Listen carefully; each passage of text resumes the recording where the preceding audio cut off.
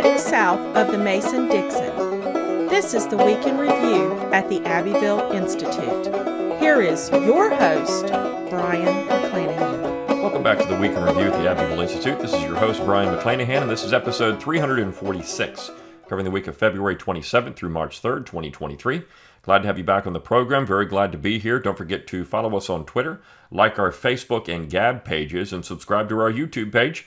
You can find all those social media accounts at our webpage, abbevilleinstitute.org. That's ABBEVILLE institute.org. While you're there, give us an email address. We'll give you a free ebook exploring the Southern tradition, written by 20 Abbeville Institute scholars. It's free of charge to you, just for giving us that email list. And once you're on the email list, you'll get emails from us, usually 5 times a week, sometimes 6 times a week, sometimes 7 times a week. So don't unsubscribe, because that's how we keep in touch with you and let you know about all the great things going on at the Institute. You get our daily dose of Dixie, which is our articles every day. You also get information about forthcoming conferences and webinars.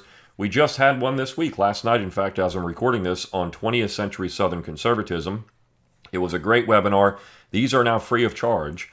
So if you want to get on free of charge, you can come watch them live and ask questions. Though we do post them on YouTube after the event is over, and that usually within a day, and that event will go up today on YouTube. So again, this is why YouTube is such an invaluable resource as well. You get a lot of free content there. Our podcast, our lectures, our Abbeville U videos, of course, our webinars as they go up. So just a lot of good stuff on YouTube. So come on out and see those things, but you know about them because of the email. Also, as I'm recording this, there's about a little over a week left to sign up for our 20th anniversary conference in Pine Mountain, Georgia at beautiful Callaway Gardens. It is April 13th through 16th. We have a great program setting up for you. It's going to be a lot of fun, and there's not a lot of time left to get in and then get your hotel room reserved there. So you want to do that if you're interested. Go to abbevilleinstitute.org, click on the events tab in the middle of the page. It'll take you to the links that you have to go to get to that event and sign up. So we're really excited about that and hope that you come on out for that event. It's just going to be fantastic. Also, if you do like what we do and you like the podcast, the website, the events, all that stuff, consider a tax-deductible donation to the Abbeville Institute.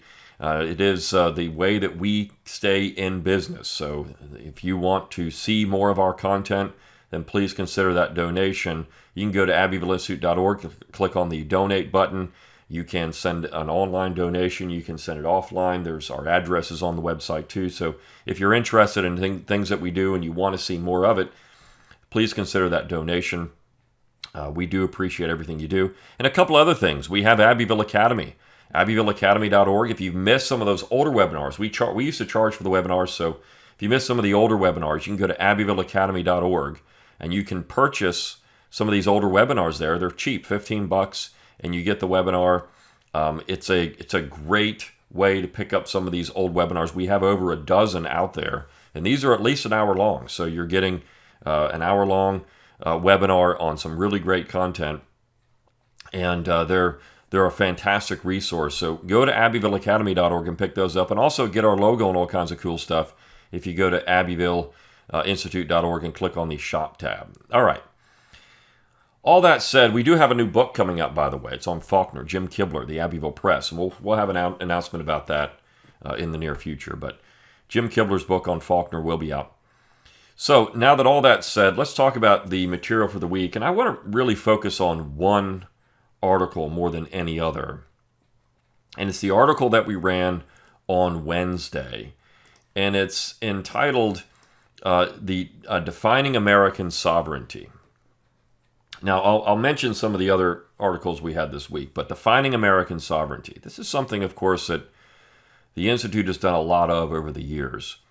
And that's looking at the relationship of the states and the general government, the principles of federalism, decentralization, secession, nullification. These are things we've talked a lot about.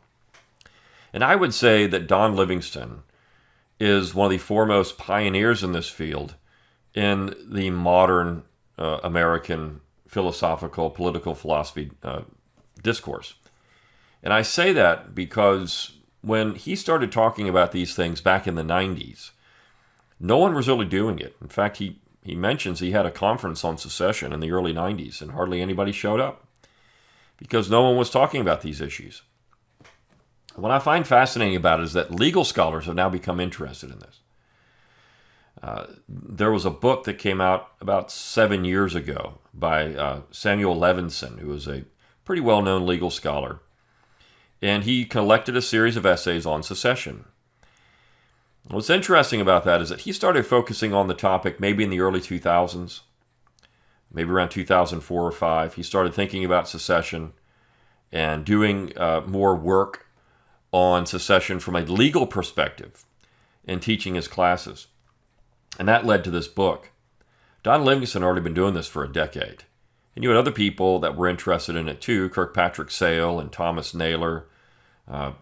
And I find it fascinating that the legal scholars are now focusing on this from a legal position. There was a book that came out just a couple of years ago, The Trial of Jefferson Davis. It's by Cynthia Nicoletti, or Secession on Trial, I think is the title of the book. Cynthia Nicoletti, and she now teaches at the University of Virginia Law School. And it's actually a pretty decent book. Her conclusions are a little bit wrong in some ways, and then she has the obligatory, the South is bad, South is racist, all these kind of things. But she does take secession seriously. And she does take this issue from a legal perspective seriously, and her conclusion is that Lincoln's inaugural and the decision of Texas v. White in 1869 are just flat. They don't really have any legal merit to them. They don't really have any legal weight or muscle. They're just kind of bland decisions. Particularly the Texas v. White decision, it's not very good. And that there needed to be some type of adjudication on secession from a court, and Texas v. White wasn't it. In that particular book, she considers, she actually has an interesting chapter on the war as settling the issue. And did the war actually settle anything? And there were a lot of Southerners who contended that it didn't. Though by the late 19th century, I think you would find that generally the consensus opinion was that the war did settle it. The war settled it entirely, that the war solved the issue, the war solved the problem. It was all over with the war. But again, I don't know if every Southerner necessarily bought that position. They continued to press their arguments in favor of the legality of secession because they knew that was the key to not having anyone be tried for treason. So she has this chapter on the war and how the war settled the issue, but not really legally settled the issue, just kind of settled the issue in terms of it could never happen again because we had this war. But even Jefferson said, wars don't solve anything. Wars never solve a legal question. They can postpone the question. They can kick the can down the road a little further, but they never solve the legal question. Wars are not definitive answers to any type of major political problem. So I think it's interesting that we're having this discussion in the 2020s about the legality of secession, and it's come up. You had a sitting member of Congress from Georgia, Marjorie Taylor Greene, say we need a national divorce. And you find these legal scholars using that terminology, divorce, a lot when it comes to a discussion of secession. Now, what's interesting about that, too, is that Madison never really compared the compact, the union, with a marriage. In fact, he actually went into detail about this at one point, but he didn't think they were synonymous. But regardless, you do have a compact, a contract between states. And that's something that Levinson is very clear about. He actually says that John Jay's Federalist No. 2 was just complete garbage, that Jay was putting together a nation that didn't exist. He is certainly someone who believes that you had all this discordant parts in the United States and that a federation was the only way you could hold it together, and that you could not have. There was no national authority, that the states still had tremendous powers, that the people of the states, and he does go back to the people part, the people of the states are important here. Now, what, of course, a lot of these people miss is that conventions were seen as the way to fully express the voice of the people. Conventions that were held in the states to ratify the Constitution, and then, of course, you had a convention, the Philadelphia Convention, which produced the Constitution. That was the way forward. And that was different from, say, the Articles of Confederation, where you had the legislatures ratify that document, but you had the conventions ratify the Constitution. So the people of the states spoke when it came to the ratification of the Constitution, but they were still representing their states, not some glob of American people. There wasn't really an American sovereignty or a sovereignty of the federal authority outside of itself. It was only given its powers because the people of the states gave it its powers, and essentially the states, because the people make up the states. This is how states were always formed. You had people, and then they could elect a government, but people, and a certain number of people, made a state. We have to understand all of that. This structure is the people of the state make the state, and then the states, the people of the states, make the general government. And so, yes, the people are represented in the general government through the House of Representatives, but they're still chosen by states. I mean, you have a certain number of representatives per state. It's not just a national referendum, and you're going to get 435 people chosen at large from wherever. I mean, these people represent districts in their states. The states still have currency. It's not as simple administrative subdivisions, but as sovereign entities. And we know this is the case because of the 9th, 10th, and 11th Amendments. There was another participant in a webinar that was held with Cynthia Nicoletti and Levinson in it. Her name is Allison LaCroix, and she talks about the importance in that webinar of Chisholm v. Georgia, which then produced the 11th Amendment. If you want to know what the founding generation thought about state sovereignty, just look at the 11th Amendment. They came up with a state sovereign immunity. A sovereign state couldn't be sued without its consent. Now, the Supreme Court has narrowly interpreted that amendment to make it to where it's almost impossible to use it. But we know that it was created because Georgia was sued and they couldn't do anything about it. And so the founding generation, this was the 11th Amendment was ratified not long after the Bill of Rights. The founding generation said, enough of that. We're not going to allow you to sue a state without its consent. Here we go. Here's the 11th Amendment. That shows you clearly that the states believed, or the founding generation believed, the states were sovereign. There's no other way to interpret that. Of course, we know that the 10th Amendment, what became the 10th Amendment, was the key to ratifying the Constitution, because virtually every state that submitted a Bill of Rights for proposals to James Madison, of course, the Congress, and Madison condensed these down, had a 10th Amendment, quote-unquote 10th Amendment, in its list, and usually first. This was the key to understanding the entire system. You can't think of the Federation, the Federal Republic of Republics. It's the Federal Republic without understanding the real principle of state powers and state sovereignty. And again, Don Livingston, the founder and former president of the Institute, has been on this topic for nearly 30 years. 30 years.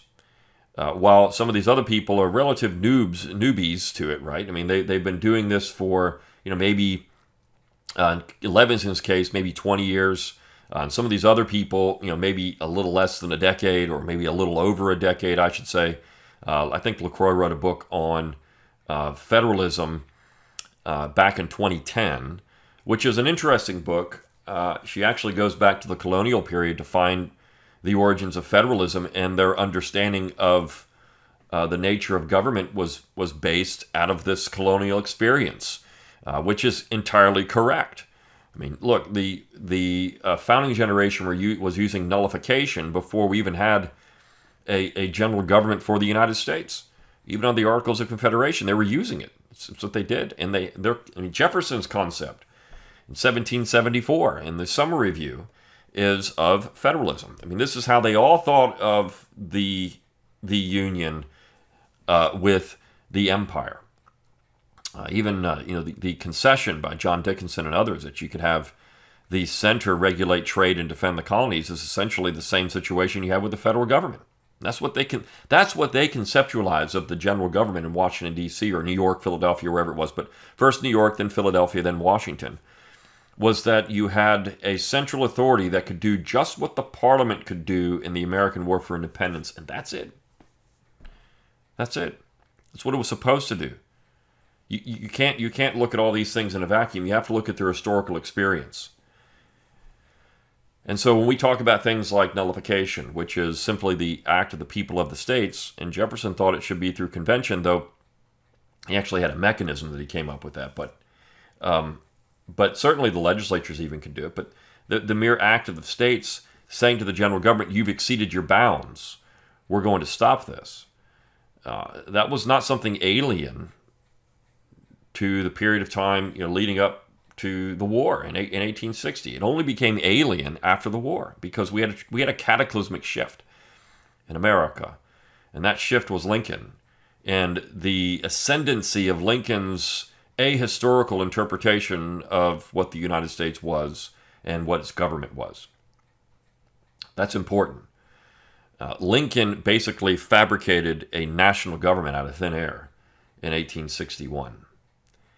And so we have to understand that when we look at this idea of American sovereignty. And this is an interesting piece. It was actually written by a law professor, Evan Jalobter, I think is how you say his last name, Jalobter.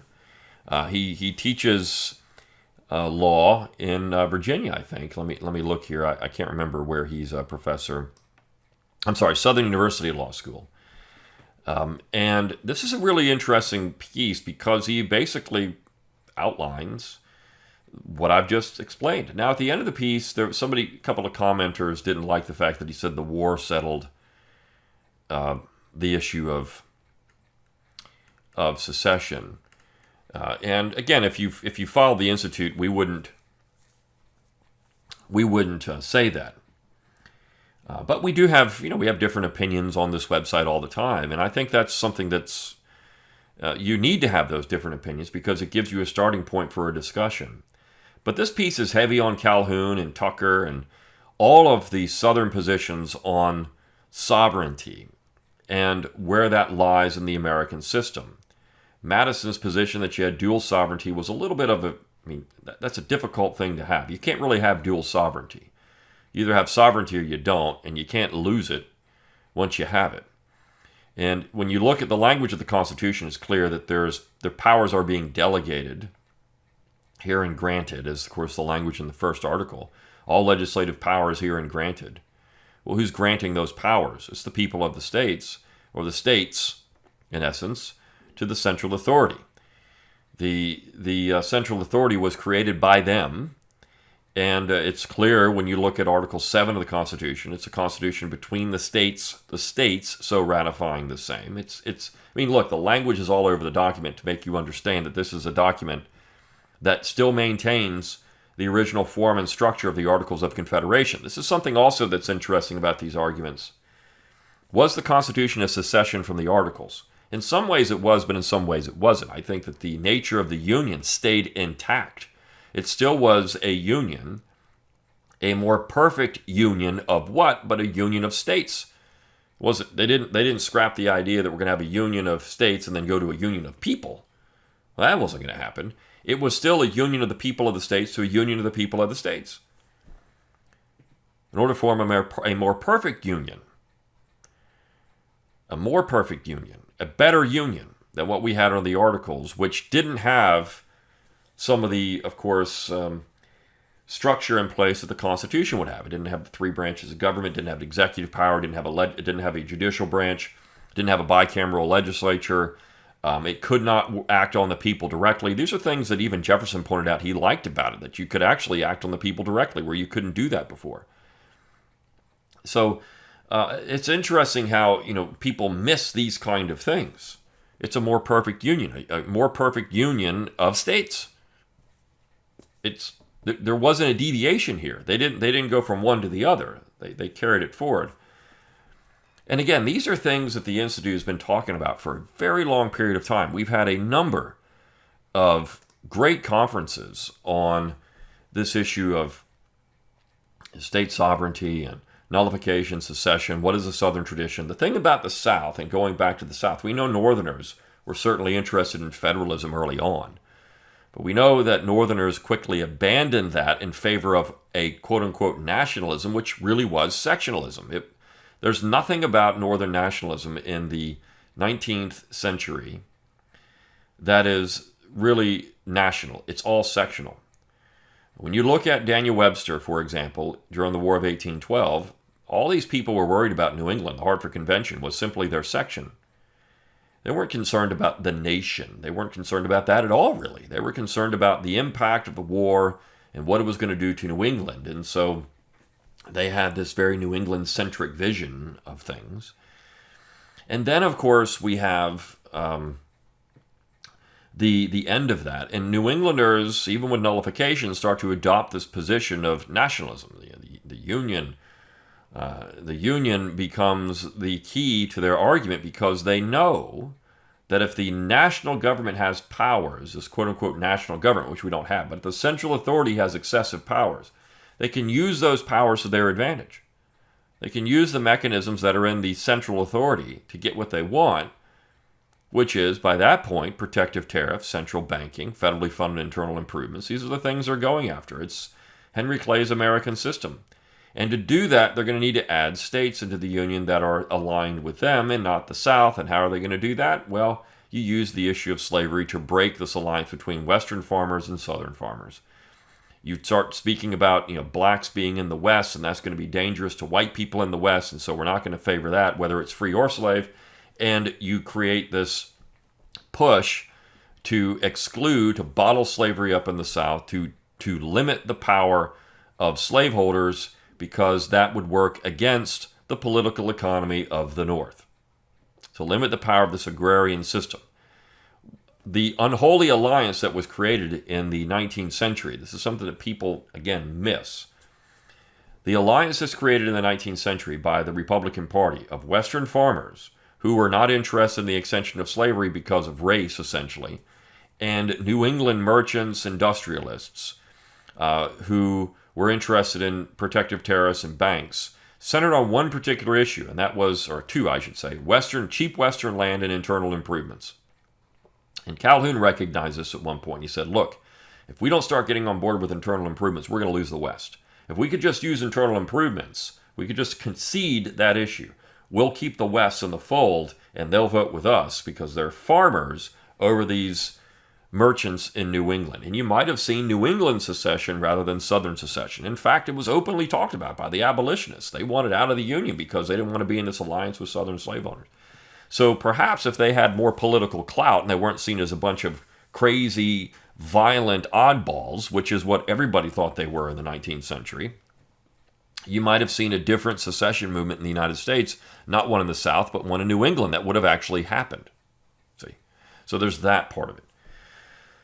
But what in the clearest indication that this was an unholy alliance was that after the war is over, what happens? Well, the Western farmers realize they got a bad deal because big corporations start eating up this Western land, and the internal improvements aren't going their way. They're not really benefiting them as much as they thought. And so these Western farmers join hands with Southern farmers and form the populist movement. That's all that is. It's what should have been there before the war if Western farmers had actually seen what was happening behind the scenes with New Englanders who simply wanted to use the issues that I've talked about as a wedge. They weren't really committed to these things at all. Now, you did have some New Englanders certainly that were, but their commitment was tepid at best. Any of these things, as long as they could keep slaves and former slaves now, freedmen, bottled up in the South, get them voting there so they can win elections, that was going to be a benefit to them. And they could get all of their legislation that they wanted. And again, we know what did the Republican Party do once the South's out of the Union? They passed a slew of legislation that the South would have blocked had they been part of the Congress. From the National Banking Acts to legislation for internal improvements. I mean, all kinds of things. Tariffs. They got all kinds of stuff that they wouldn't have had. Western land legislation that the South is trying to block. All of that becomes part of the legislative package that the Republican Party puts forth during the war. That's what they wanted to begin with. And to maintain that, they had to keep the South politically weak. And to do that, you had to make sure that white Southerners after the war couldn't vote. I mean, there's all of this stuff when you look at it from the big picture, the top down, and not simply just, this kind of slavery, right? When you start looking at the way things work, it's clear all these things were happening. And so when you talk about state sovereignty, you talk about American sovereignty. There is no American sovereignty. There's no sovereignty of America. There is the central authority, which has powers and areas that the states collectively gave them, and that's commerce and defense. You could say that perhaps they're sovereign there because the states can't do anything about that to block those things which are listed in the Constitution, because they granted the central authority those powers unless the states get together and amend the Constitution and change it. Again, the states have all the power to do it. Amendments have to go through the states. They can do it through convention or they can do it through the legislatures, but it has to go through the states. The states can abolish the entire central government. The central government cannot abolish the states, at least according to the original Constitution. Now we know that the central government did abolish states, and that happened through Texas v. White, which is another interesting thing. Now, they can't really abolish a state in terms of a political entity, but they can remove a state from the Union. But what they were doing there in Texas v. White, and what Chase was giving cover to, was military reconstruction. The central authority had essentially booted the states out of the Union and had forced them into territorial status. Now, what they should have said is that they booted you out of the Union and you're now independent, right? But they forced them into territorial status. So can the central authority reduce a state to territorial status? I don't think that question really has ever been answered. I think it's all was illegal. There's nothing in the Constitution that allows the general government to do that. It can't remove a state. And what you see, which is amazing to me, is people just accept this. The central authority can remove a state. It can make it to where it's not a state anymore. It can't do any of that. It can't do any of that. There's no power for the central authority to do it, and I don't care what the Supreme Court said. That's one of the real issues that's never really been adjudicated properly. The central authority can't reduce a state to territorial status at all. It also really couldn't assume state debts, but of course it did that anyways. I mean, this is the point that Calhoun was making in the 1830s. Look, the general government's done all kinds of unconstitutional stuff. So if they can do that, they can do this. There is no limit. There's no paper limit on what the general government can do because no one follows it. Even in 1837, they weren't following it. So, again, Don Livingston years ago was talking about these issues and no one was listening. And he did it because of the secession of these Baltic states from the Soviet Union. No one was listening to that back then. And now this has become very popular in legal circles to discuss, is secession legal or not?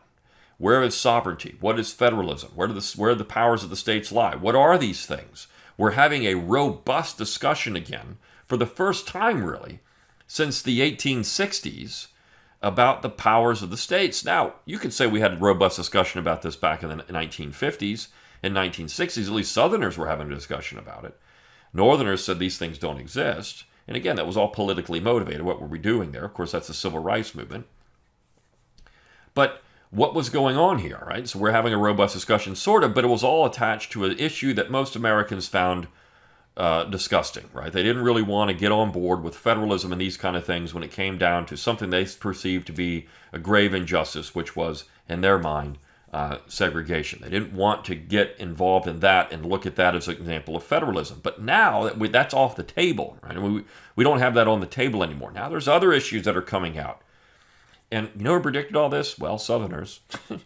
They did. They predicted it back in the 19th century. They predicted it in the 20th century. They predicted all these things, that essentially what the Lincolnian vision of America was going to do was going to unleash this nationalist wave, and it was going to swallow up the states, and it was going to reduce them to nothing. In fact, you know who else predicted that? Well, of course, the opponents of the Constitution. These things have been said for centuries. Centuries now. This is exactly what was going to happen if you let the central government have complete control of its powers. Jefferson said it back in 1798. This is something that people talked about. So the rallying cry for Southerners for years was the principles of 76 and 98. It's independence, free and independent states, decentralization. The Abbeville Institute has been on this for a long time.